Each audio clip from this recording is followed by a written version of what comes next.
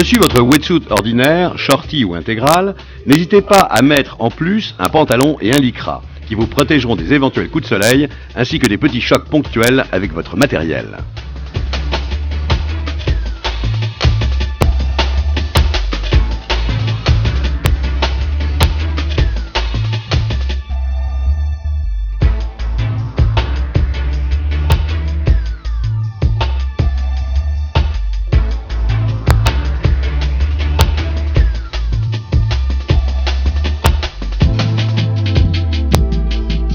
Munissez-vous d'un harnais avec poignée dorsale, de façon à ce qu'une tierce personne puisse vous venir en aide facilement en vous attrapant.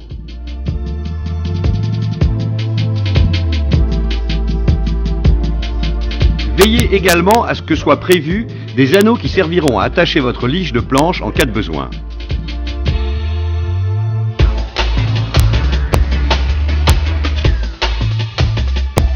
Il est enfin préférable d'utiliser une boucle crochet en aluminium.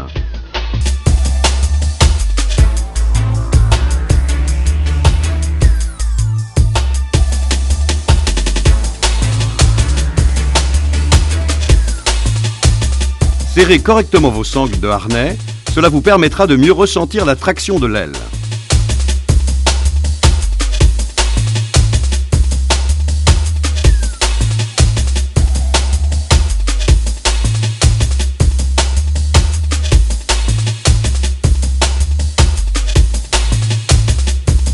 Utilisez un gilet de flottaison rembourré qui vous protégera les côtes en cas de chute.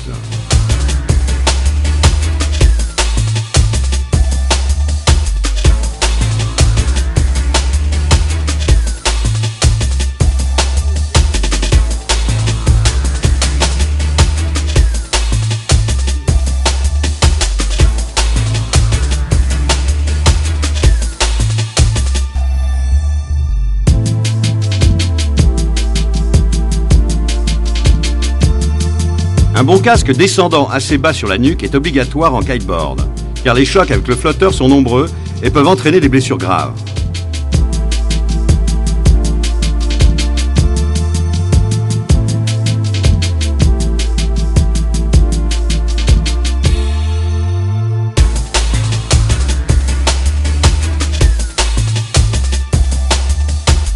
Les chaussures de sport sont recommandées, notamment pour éviter de se couper les pieds lors des glissades tractées sur la plage.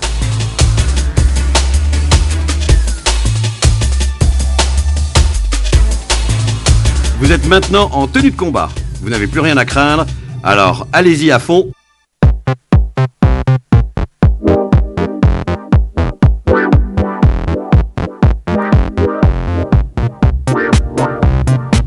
Préférez les plages désertes et dégagées aux petites plages ramassées et bourrées d'obstacles comme les rochers, les promeneurs, les arbres ou encore les câbles électriques.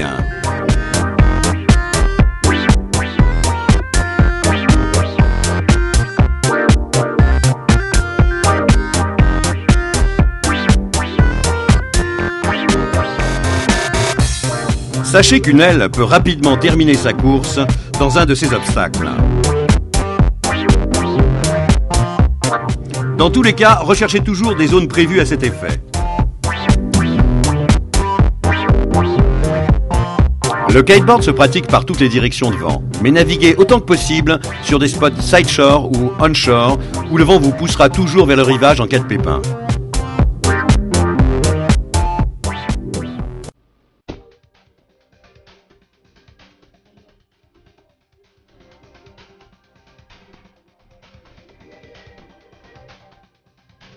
Mettez toujours votre leash au poignet avant de décoller une aile et veillez à ce que le système de largage rapide soit également opérant.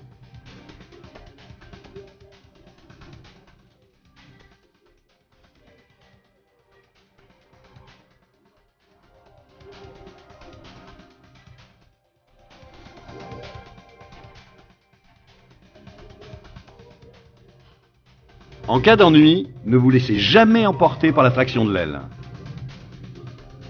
N'hésitez pas à lâcher votre aile, qui sera de toute manière retenue par votre leash au poignet, en perdant du même coup toute sa puissance.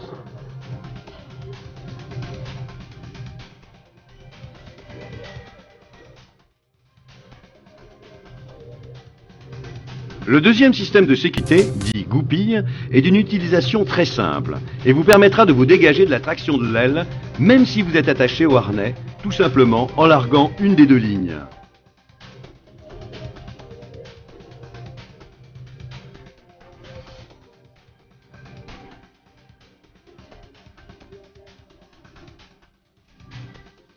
Une fois la puissance neutralisée, il vous sera facile de remettre la goupille, puis redécoller votre aile par la procédure classique.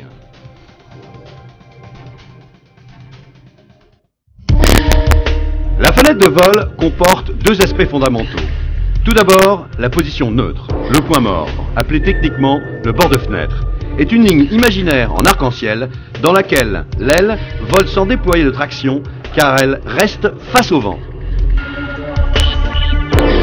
Exercez-vous à l'aide de lignes assez courtes d'environ 10 mètres, à faire évoluer votre aile de gauche à droite et de droite à gauche sans la faire passer par la zone de puissance, c'est-à-dire en veillant à ce qu'elle passe toujours par le point situé à votre verticale au zénith.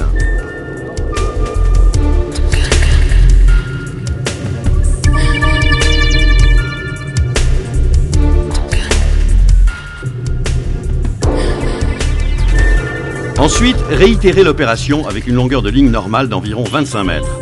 Exercez-vous à stabiliser votre aile en bord de fenêtre. Cela vous aidera par la suite à maîtriser vos décollages.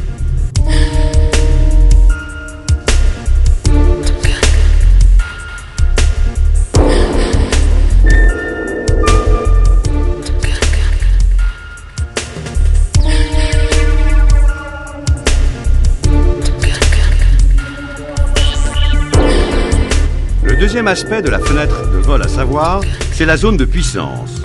Pour ressentir la puissance de l'aile, il suffit maintenant de la faire aller de droite à gauche ou de votre gauche vers votre droite, sans la faire passer par ce point au zénith à votre verticale.